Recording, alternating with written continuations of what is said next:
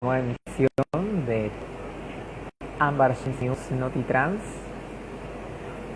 El día de hoy vamos a estar desarrollando noticias como: asesinan a una mujer trans en El Salvador, piden absolución para Luz Aimé Díaz en Argentina, una chica trans que solo la usaron de perejil, pobrecita, la inculparon de una causa que no es real. En Misiones denuncian maltrato a una joven trans que falleció en un hospital. También vamos a desarrollar la noticia de que hay un crimen de odio en Argentina cada 3 días. Vamos a desarrollar una nota interesante que es Serafina Dávolo, la primera paraguaya feminista abogada, y una entrevista a Greta Villalba. Así que bueno, vamos a esperar a que se conecten.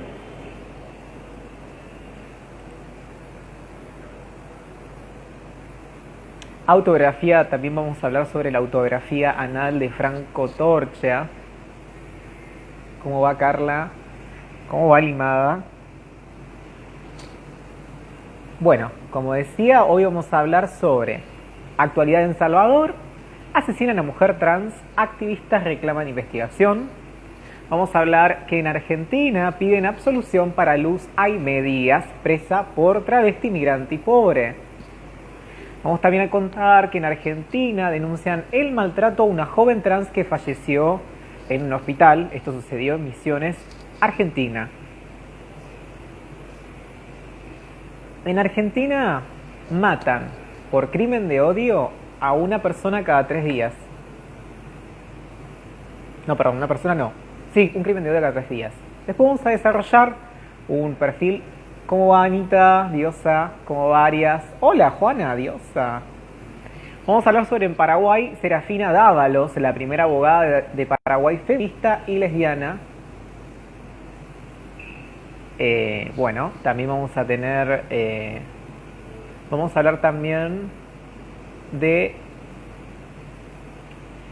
una entrevista que le hicieron a Franco Torcha, autografía anal, comentarios sobre un nuevo podcast en Spotify, y vamos a también desarrollar cómo va Peter. Una entrevista a Grecia Villalba, militante y docente trans de La Matanza. Entonces, vamos a arrancar con la primera noticia, y que es la actualidad en Salvador. Y dice así que asesinaron a una mujer trans.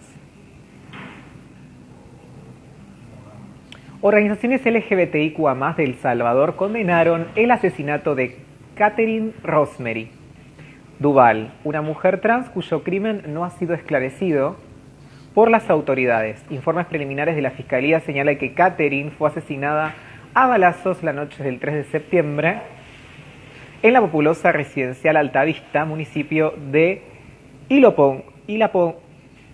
Ilopango, 14 kilómetros al este de Capital, pero hasta hoy no se ha podido reconstruir qué pasó. Las instituciones del Estado tampoco dieron mayores detalles sobre el hecho o capturas de los responsables. Catherine se dedicaba a la lectura del tarot, y lo último que se supo de ella fue que se preparaba para la celebración de su natalicio, o sea, su cumpleaños.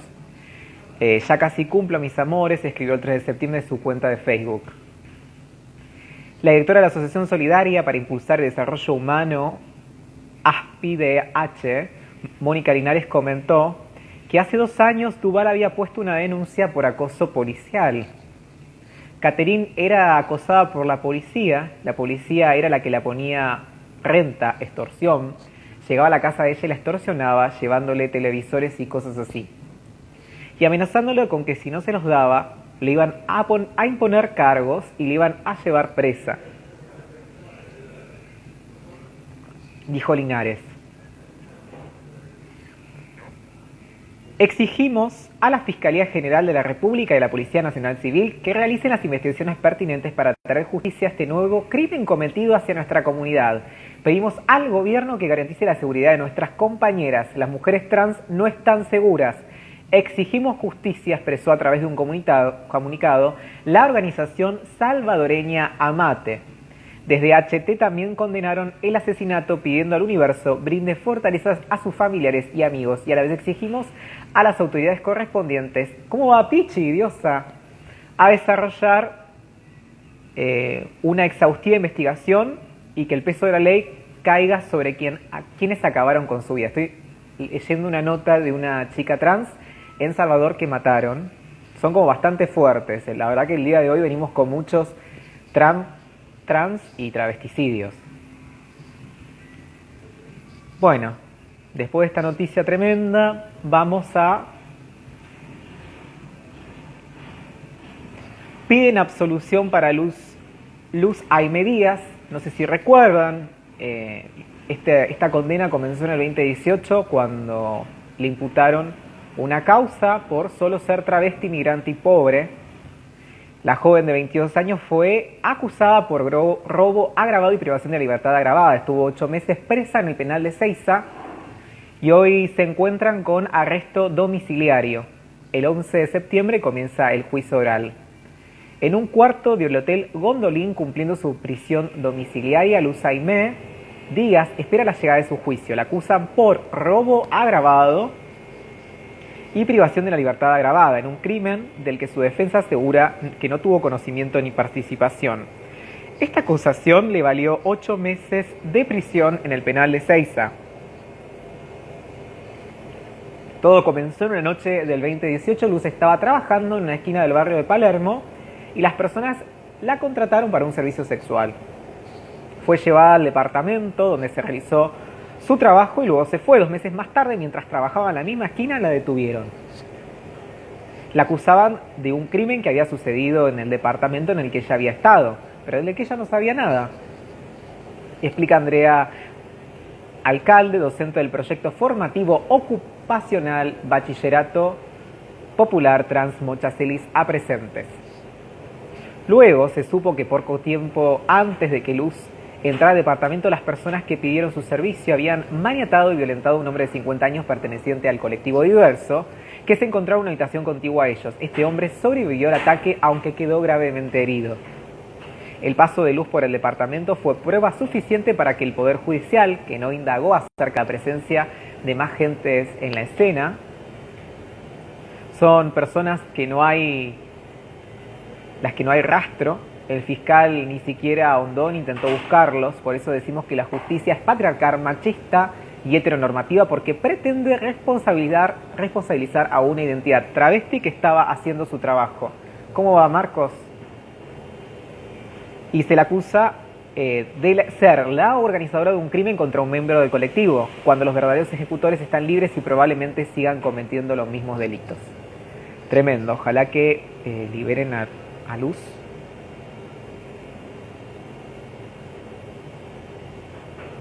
Y ahora vamos a ir con algo también tremendo, que es el tema de que maltrataron a una chica que estaba recuperándose de una problemática en Misiones, y es muy casi probable, casi un 80%, de que esto fue causa de su fallecimiento. Entonces denuncian maltrato por parte del hospital hacia esta chica trans de Misiones que falleció. Rocío Ailén Samaniego, ¿cómo va, Denise?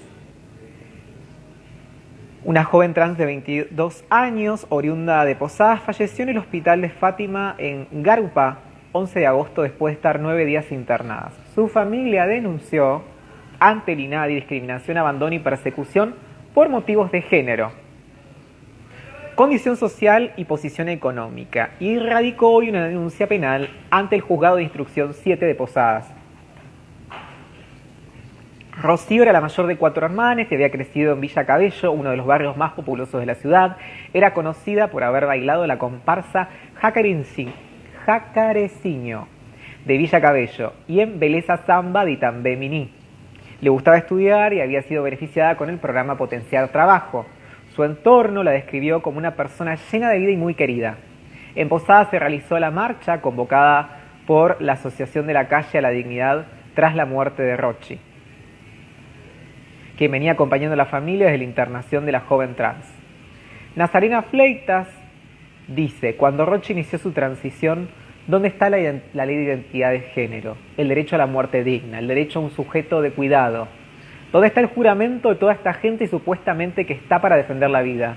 Esto no es de ahora, nosotras vivimos desde que la vida es vida, dijo Fleitas.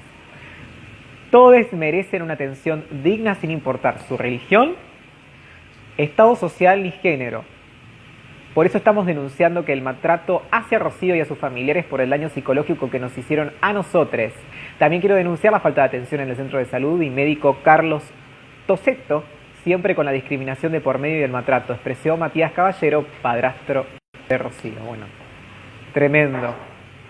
Ahora vamos con otra nota que también es muy fuerte y es que cada 3 días hay un crimen de odio en Argentina.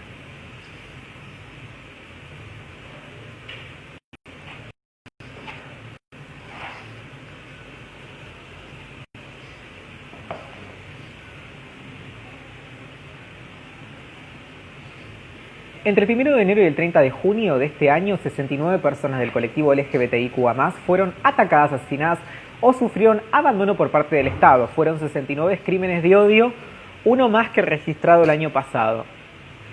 Pero con un problema adicional, los efectos de la pandemia COVID-19 especialmente crueles con las mujeres trans. Hoy, hay compañeras que han muerto por COVID y están en las morgues de los hospitales porque nadie las reclama. Algunas no tienen documentación, algunas son migrantes. Nos llaman del Muñiz y otros hospitales de Cava. Esto cuenta una militante trans.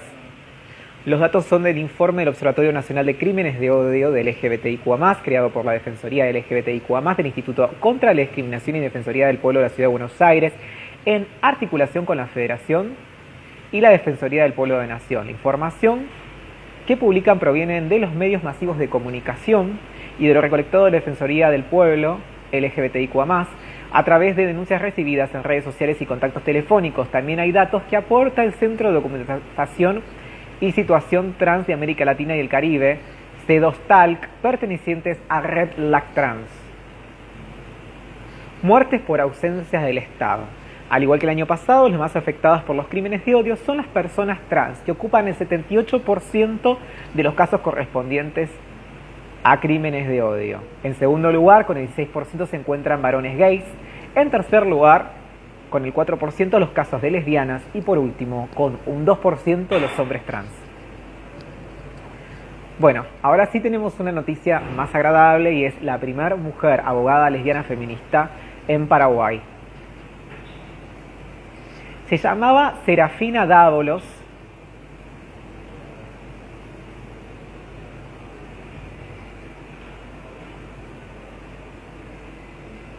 Hoy se cumplen 137 años del nacimiento de Serafina Dávalos, la abogada que cuestionaba la maternidad obligatoria y discutía con intelectuales de su época como Manuel Domínguez, Arsenio López Ducourt, Juan Elardi, Fulgencio Moreno, la que allanó el camino para que las mujeres en Paraguay pudieran estudiar, enseñar,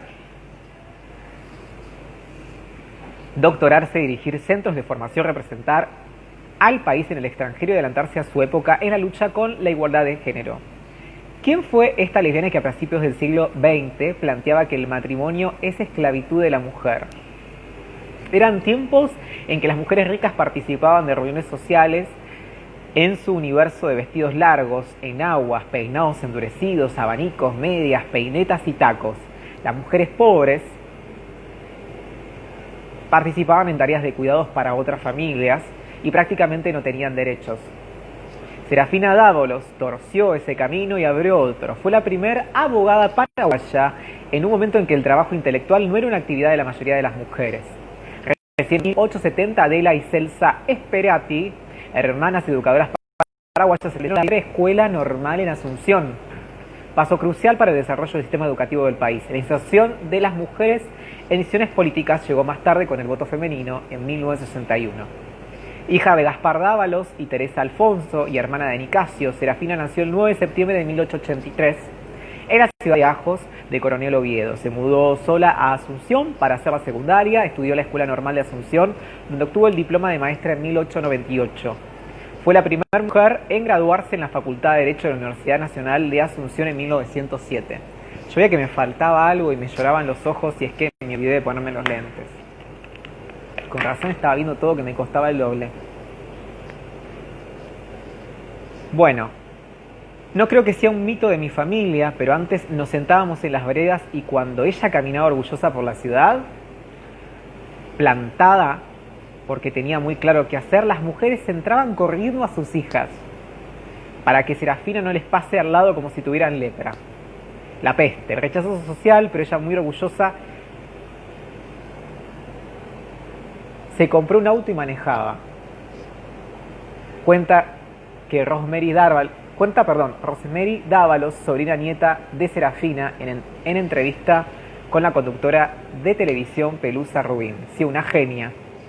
La élite y la clase media paraguaya eran muy europeizantes en su forma de actuar. Paseaban entre el teatro y los salones donde se realizaban piezas teatrales, cantos, se tocaba piano. El Instituto Paraguayo, un centro cultural que se creó en 1895, ofrecía clases de dibujo, piano y esgrima. La Sociedad Italiana de Socorros Mutuos y la Unión Club eran los salones más elegantes de la época. En estos espacios se encontraba la élite y la clase media. Los sectores populares se reunían en las afueras. Uno de los entretenimientos de los fines de semana era ir al Belvedere, de España y Brasil. Lo que hoy es el Hotel de Paraguay era la Cancha Sociedad, donde se reunían para partidas de caballos, paseos y tomar algún refresco. Quienes no tenían dinero para entrar a lugares iban al picnic en Tacambú. Por entonces la mayoría de los paraguayes leían y hablaban guaraní, el español era el segundo idioma, pero solo accedía a la clase alta, que podía darse el lujo de recibir educación. Todas las decisiones del gobierno, de los libros, de las actas, de la escuela estaban en español. Asunción era contada por los hombres. Las hojas de los libros de historia oficiales desterraron el relato de las mujeres y entre ellas Serafina Dávalos. Decenas de mujeres trabajaron para rescatar la memoria silenciada. En el libro Alquimistas, otra historia de Paraguay, Line Vareiro, Clive Soto y Mary Montes recuperan la historia de las mujeres, su movimiento, el feminismo en Paraguay. El audiovisual Alquimistas, historias de mujeres en Paraguay, realizado en 1995 por el Centro de Documentación y Estudios CDE, y Decidamos se convirtió en una pieza histórica y un documental clave para trazar la historia del feminismo en Paraguay. ¿Cómo va, León? Hola, diosa Victoria. Estaba leyendo recién una nota sobre la primera mujer abogada, feminista, lesbiana, Serafina Dávalos en Paraguay. Y pasaron un montón de cosas feas, diosa, con respecto al colectivo trans. Mataron a una chica trans en Salvador, a una chica de Misiones le hicieron violencia institucional y medio que fomentaron su muerte en un hospital en Misiones. Y también estaba diciendo que en Argentina cada 3 días hay un crimen de odio y vienen porcentajes: 28% del colectivo trans, un 16% varones gays, un 4% lesbianas y un 2% hombres trans. Así son los porcentajes de crímenes de odio en Argentina. Tremendo. Bueno, dicho y esto, ¿cómo va, Adrián? Vamos a ir a 2 entrevistas, hay una... Sí, perfecto. Vamos a ir a la entrevista que le hicieron autobiografía anal de Franco Torcha. No sé si recuerdan a Franco Torcha, que era la voz de Cupido. Es un periodista muy inteligente, muy pro derechos LGBTIQ+. Bueno, Franco Torcha acaba de debutar en el mundo del podcast con unas confesiones tituladas Fragmentos de una autobiografía anal, con comentarios filosos y filosóficos de Esther Díaz. El proyecto ya recibió una censura lingüística en la plataforma de Apple, que no puede pronunciar en redes la palabra ano. Ya empezamos provocando. Aquí conversa con Fernando Noy sobre eso, sobre todo lo que el culo sigue poniendo en juego, vergüenza, machismo y obsesión. Proponen fundar un club anal. ¿Cómo va, Dioso? ¿Ves también? Hola, Fedetut. No, sobre eso todo lo que sigue poniendo en juego, ¿no? Proponen fundar un club anal y combaten lo histórico error de pensar con el cerebro y no con el culo, de hacer políticas cerebrales y no políticas anales. Cuando dicen Argentina es el culo del mundo, yo lo escucho con esperanza y hasta como un elogio. Nací en un pueblo bien del sur, ingeniero Jacobacci. Así que más de una vez me han dicho, ¿cómo no vas a ser puto si vos naciste en el culo del mundo? Quienes conocemos esos placeres no podemos ofendernos. Incluso agregaría que ese lugar donde nunca da el sol muchas veces es el ancla del deseo y no necesariamente el rostro ni el tobul como tanto dicen. Uno ve pasar a caminar con un delicioso zarandeo y piensa, ¿qué cara tendrá ese culo? Qué tremendo este chico. Zarandeándome por la calle de los Poscas, ya que por las calles del Abasto me está vedado circular, me encontré con Franco Torcha y su autografía anal, un relato que va desde los supositorios que le imponía su madre hasta ese fantasma machista que prosiguió el trolaje en las épocas de Colima, cuando te amenazaban con que los milicos te iban a descubrir en la revisación médica. ¿Cómo va Valen Ferres? Recordé que fue Jean Genet quien exaltó las virtudes del ojo de acero, con su guiño de imán que supera en atracción la vulgaridad archivista, pseudoporno y expuesta en el espidio letal. Y también me acuerdo de una broma del destino, el principal opositor de Sócrates, celoso de gran amor, apuesto Alcibíades, profesaba al profeta por esas ironías de la oratoria que se llamaba Anito I. ¡Qué horror! Me encanta. Es súper provocador este muchacho. Franco Torcha. ¿Cómo va Poesía de Barrio? También con mucha ironía, Franco Torcha comienza su historia de oráculo con estas palabras. Una hipótesis esbozada por Silvia Zuller hace años vuelve a mí. Según ella, su hermano Guido es gay porque de chico la madre le ponía muchos supositorios. Mi madre también elegía supositorios a destra y siniestra, en teoría para combatir parásitos y calmar mis frecuentes dolores de panza. Ahora que me hace acordar, mamá cualquier cosa la resolvía con un enema, así que entiendo de qué hablan. También, sobre todo, para correrme por toda la cara, lograr aliarme con mi hermana, sujetarme entre ambas encima de la mesa del comedor, ponerme de espalda, bajarme los pantalones y poder así introducir pastillas en mi ano. Yo gritaba, yo me resistía. Me costaba demasiado asimilar que allí adentro atrasen cosas. ¿Por qué elegiste la historia de los hermanos Zuller?, le pregunta la periodista. Porque la carga moral de aquellos episodios televisivos donde los hermanos se pelean mientras los devora los que los miran por TV es muy clara. Silvia ha contado haber tenido sexo a cambio de dinero varias veces. Invierte términos de desaprobación al momento de identificar responsables culpables de la homosexualidad de su hermano. Ser puta es posible, ser puto no del todo. Hace poco, de hecho, sugirió que Guido pudo haber sido pedófilo, otra asociación libre con la putés, ante lo cual se lo acusó de haber abortado varias veces, asociación libre con lo puta. El reparto de las atribuciones siempre me resultó operativo para pensar el lugar de la homosexualidad y prostitución en la familia argentina de clase media del siglo XX. Bueno, vamos a dejar por esta nota provocadora y vamos a hacer ahora foco en la última noticia del día. Y es una entrevista a Grecia Villalba, militante y docente de Matanza. Grecia Villalba es matancera por adopción y oriunda de Santiago del Estero, profe de teatro, activista por la diversidad dentro y fuera del salón de clases. Esta no es la historia de cómo haber obtenido el título de docente a cambio de la vida. Que Grecia esté frente al aula hace la diferencia también para los alumnos, a quienes con su presencia y su historia alienta a tomar bríos propios. Uno de los primeros recuerdos de Grecia es su Santiago del Estero natal, en la siembra de maíz, donde trabajaba con su hermana y su papá. Desde hace 14 años trabaja como maestra rural en La Matanza. No porque el partido sea el campo, sino porque la jerga docente, la ruralidad, incluye también la desfavorabilidad, que tiene que ver con la distancia desde el obelisco con las condiciones de vida que tienen los habitantes de la zona que está emplazada a la escuela. Soy de Santiago, vine cuando tenía 15 años, mi situación era difícil. Me pasó como a todas, lograr formar parte de la mayoría de los espacios de la vida social, laboral, cultural es muy complicado por la barrera de la discriminación. ¿Cómo va a ser más sabeu?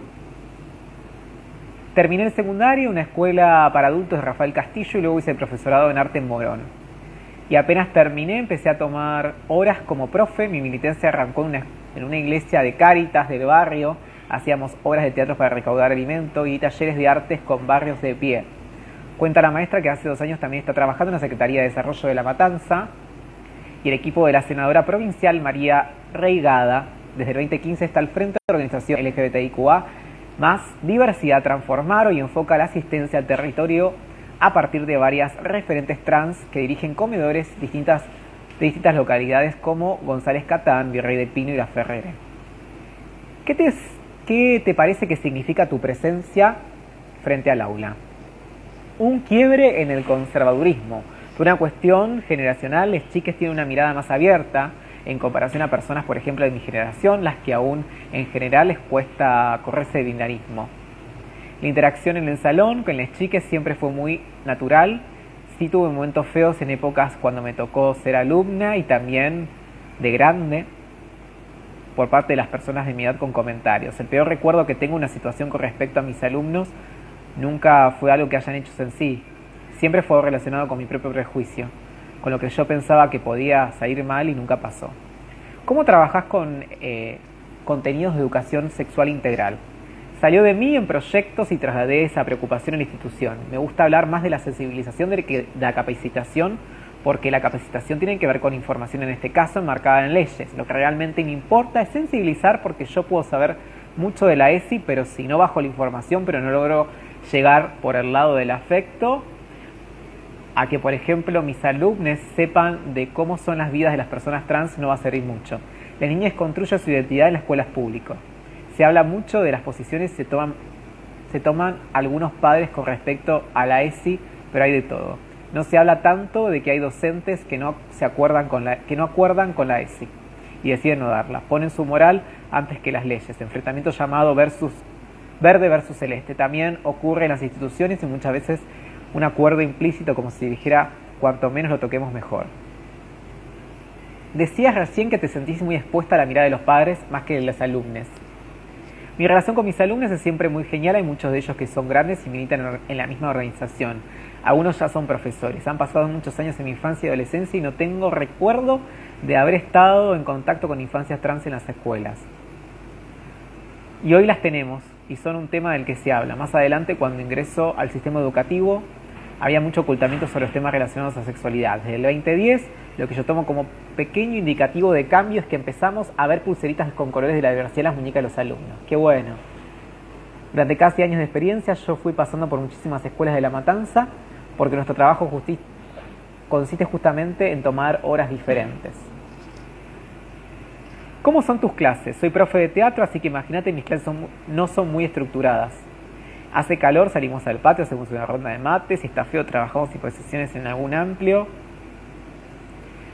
¿Trabajan con texto teatrales o improvisan? Les chiques muchas veces atraviesan situaciones complejas con lo que tiene que ver con la salud, alimentación y violencia. Sobre todo la alimentación, les chiques almuerzan y meriendan en la escuela.